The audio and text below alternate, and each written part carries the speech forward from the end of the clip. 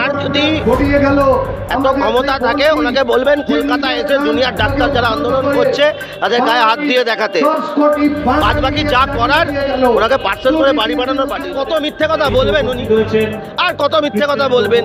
Video তো আর মিথ্যে কথা বলে না, ভিডিওতে দাঁড়িয়ে উনি বলছেন আমি বলেছিলাম ওনার মেয়ের নামে যদি কিছু করতে চান তাহলে আমি এটা দিতে চালের লড়াইতে।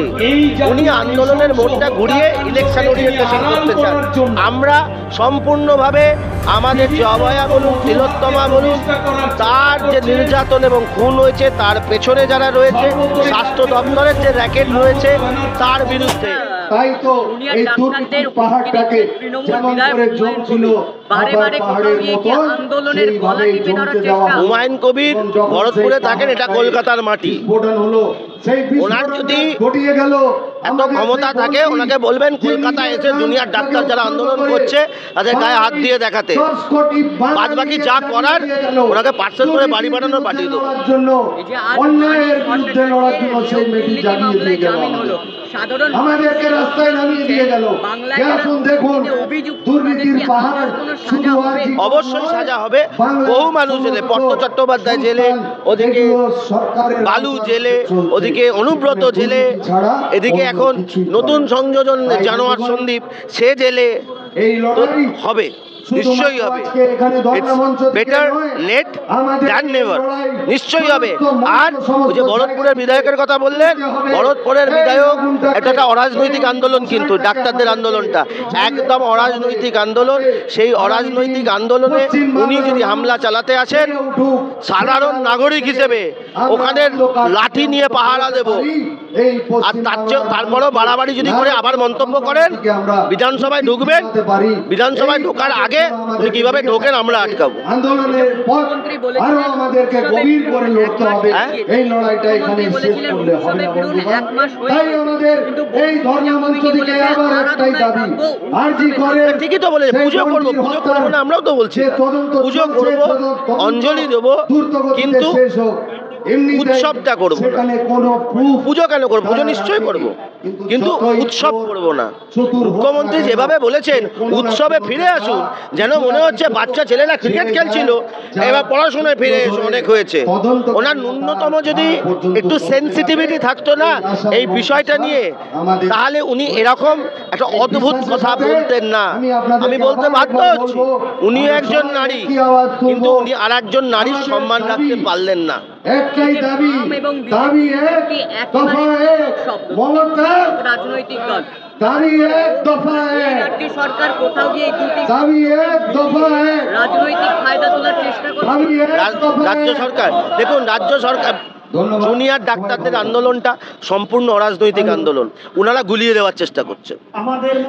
বিজেপির আন্দোলন করছে, আমরা বাংলা বন্ধ করেছি, আমাদের ধর্না চলছে লাগাতার। ধর্মতলায় আজকে হচ্ছে আমাদের 15তম দিন, শ্যামবাজারে 5 দিন হচ্ছে, টোটাল 20 দিন ধরে ধর্না চলছে। বিভিন্ন ডিসি নর্থ ঘেরাও হয়েছে, বিভিন্ন থানা ঘেরাও হচ্ছে রাজ্য জুড়ে, বিভিন্ন জেলা শাসকের দপ্তর ঘেরাও হচ্ছে, রাস্তা অবরোধ হয়েছে। সেদিনকে প্রায় 1200 জায়গায় সারা বাংলায় রাস্তা অবরোধ হয়েছে, সামনে একটাকেই দেখে। এবং আমাদের ভারতীয় জনতা পার্টির ঝাঁঝও কমবে না, আন্দোলনও কমবে না। নবান্ন ছিল ছাত্রদের আন্দোলন, সেটাকেও দলীয় রং দিয়ে দাগিয়ে দেওয়া হয়েছে। ঠিক তেমনি জুনিয়র ডাক্তারদেরটাও অরাজনৈতিক আন্দোলন, সেটাকে রাজনীতির রং দিয়ে দাগিয়ে দেওয়া হচ্ছে। কিন্তু এটাও বলবো, জুনিয়র ডাক্তারদের আন্দোলনটাকে আমরা সমর্থন করি, আমরা সেটাকে সলিডারিটি জানাই, এবং তাদেরকে যদি কেউ এসে উত্ত্যক্ত করার চেষ্টা করে রাজনৈতিকভাবে, তাহলে তার প্রতিরোধ করতে আমরা নিশ্চয়ই রাস্তায় নামব।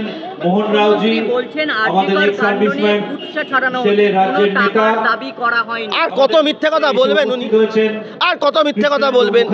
ভিডিও তো আর মিথ্যে কথা বলে না, ভিডিওতে দাঁড়িয়ে উনি বলছেন আমি বলেছিলাম ওনার মেয়ের নামে যদি কিছু করতে চান তাহলে আমি এটা দিতে চাই, এই এত কথা বললেন, এখন বলছেন আমি টাকার কথা বলিনি। ভাই এত মিথ্যে কথা যে বলে তার সঙ্গে আমার মন্তব্য করা উচিত নয়। আমি শুধু একটাই কথা বলবো, উনিও একজন নারী, উনি অন্য আর একজন নারী যিনি ধর্ষিত এবং খুন হয়েছেন তার সম্মান রাখতে পারছেন না। এতে শুধু ওনার এবং ওনার দলের প্রতি মানুষ ক্ষুব্ধ হচ্ছে না, সারা ভারতবর্ষ এবং দেশের কাছে আমরা আমাদের বাংলার মাথাটা হেট হচ্ছে। এটা উনি বুঝবেন না, উনি বুঝবেন এটা স্বামী বিবেকানন্দের মাটি, এটা কাজী নজরুলের মাটি, এটা রবীন্দ্রনাথ ঠাকুরের মাটি। তাপস ঘোষ এটা মাতঙ্গিনী হাজরার মাটি, সুরেন্দ্র সাউ, এটা পিসি ভাইপোর দাদাগিরির মাটি শুধু নয়। প্রতিবাদ করতে সবাই জানে, বা প্রতিবাদের পর এখন প্রতিরোধও শুরু হয়েছে। ওই যে ভরতপুরের বিধায়ক থেকে শুরু করে যারা সব আবার ওই মাথা ভাঙান আপনার উত্তরবঙ্গের বলেছে আঙুল ভেঙে দেবেন, বাঁকুড়া থেকে বলছে আর এক সাংম ওনাদের নেতা যে কি রাস্তায় নামলে বুঝে নেবে। জনরোষ কাকে বলে ওনারা দেখেননি। রাস্তায় সাধারণ মানুষ শান্তিপূর্ণভাবে নেমেছে। উস্কাবেন না, আগুন নিয়ে খেলবেন না। আমরাও মানুষকে বলবো শান্তিপূর্ণভাবে আন্দোলন করুন, এদের এই প্ররোচনামূলক মন্তব্যে পা দেবেন না। তবে এরা না খোঁচাচ্ছে, ইচ্ছে করে আগুন জ্বালাচ্ছে যাতে আগুন জ্বলে বাংলায়, যেটা আমরা চাই না জ্বলুক। মুখ্যমন্ত্রী একসময় বলেছিলেন বাংলার মেয়ে ভারতীয় জনতা বাংলা নিজের পার্টি মেয়েকে চায়, কিন্তু এই বাংলায় দেখা যাচ্ছে একের পর এক নারী উপদেশের ব্যবস্থা। কি বলবেন কি বলবেন বলুন? উনি ওনার রাজনৈতিক অ্যাডভান্টেজের জন্য ওনাকে পিকে বলেছিল, ওনার ওই কি নাম আইপ্যাক, তাই উনি এই স্লোগান করেছিলেন। ওনার মাথা থেকেও আসেনি, ওটা কর্পোরেট কালচার থেকে এসেছিল, সেই জন্য উনি করেছিলেন তাতে কি হবে? বলছেন যে এই অপরাধীদের দৃষ্টান্তমূলক শাস্তি লড়াই করছে আরজিকর কাণ্ড। হ্যাঁ, বিজেপি অপরাধকে আড়াল করার জন্য আরে কেউ ক্ষমতা এখন কি ইলেকশন আছে নাকি? কেউ আমরা কেউ গণ অভ্যুত্থান করে ক্ষমতা চাই না। ঘটনার সাথে আমরা ওনাকে নির্বাচনের মাধ্যমেই হারাবো। আর এখন যে আন্দোলন চলছে তার সঙ্গে নির্বাচনের কোনো সম্পর্ক নেই।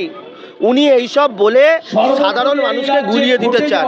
কোনো এখানে চেয়ার দখলের লড়াই নেই। উনি আন্দোলনের মোড়টা ঘুরিয়ে ইলেকশন ওরিয়েন্টেশন করতে চান।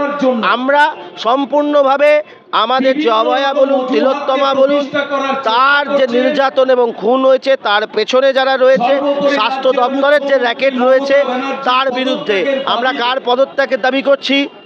আমরা বলছি সিপি বিনীত গোয়েলের মাথায় কে? মমতা বন্দ্যোপাধ্যায়, তাই ওনার পদত্যাগ দাবি করছি।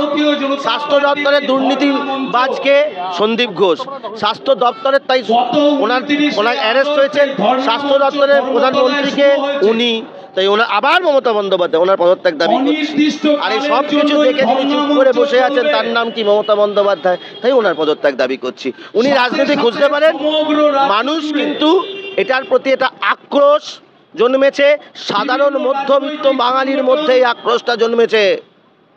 তাদেরকে কোণঠাসা করে দেওয়া হচ্ছে, এটা মানুষ ভালোভাবে নিচ্ছে না। বিভিন্ন স্কুল কলেজ বলা হচ্ছে আর কটা দিন ধৈর্য ধরলে ওনার সাথে সিপিএম এর কি সেটিং বলতে পারবো না। আমরা অন্তত কোনো প্রোগ্রাম করতে গেলে আমাদের পারমিশন দেওয়া হয় না। আমি চাইবো সবাই একত্রিতভাবে, আমরা সকলে বলবো সবাই একত্রিতভাবে মমতা বন্দ্যোপাধ্যায়ের বিরুদ্ধে, এই দুর্নীতির বিরুদ্ধে, এই রাজ্যি করেছে হত্যা এবং খুন হয়েছে তার বিরুদ্ধে এই লড়াই চলছে।